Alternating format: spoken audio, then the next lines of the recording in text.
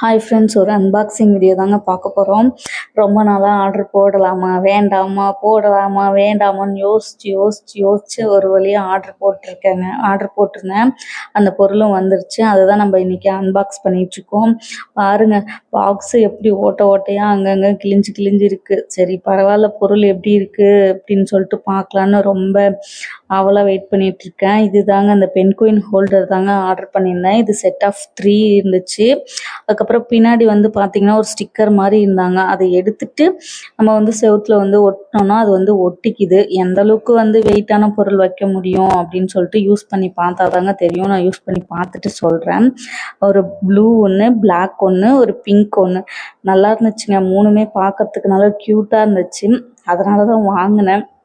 அப்போ எங்கள் ஹஸ்பண்ட் வந்து வேண்டாம்மா இதெல்லாம் தாங்காது அப்படின்னு சொன்னார். இல்லை நான் வாங்கி தான் தீரணும் அப்படின்னு சொல்லி அடம் பிடிச்சி வாங்கினேங்க. பார்க்கறதுக்கே எவ்வளோ க்யூட்டாக இருக்குது பாருங்கள், எல்லாம் அழகாக இருக்குது இல்லைங்க. அதுக்கப்புறம் வந்து பார்த்திங்கன்னா இன்னொன்று வந்துட்டு அந்த பாத்திரம் வந்து வாஷ் பண்ணிவிட்டு அதை வைக்கிறதுக்கு அந்த ட்ரே மாதிரி ஒன்று வாங்கியிருந்தேங்க, வாஷிங் ட்ரே.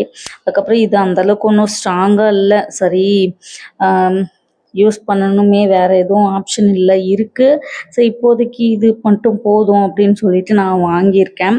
வாங்கி இன்னும் யூஸ் பண்ணலைங்க. யூஸ் பண்ணி பார்த்துட்டு இதோட ரிவ்யூவும் சொல்கிறேன்.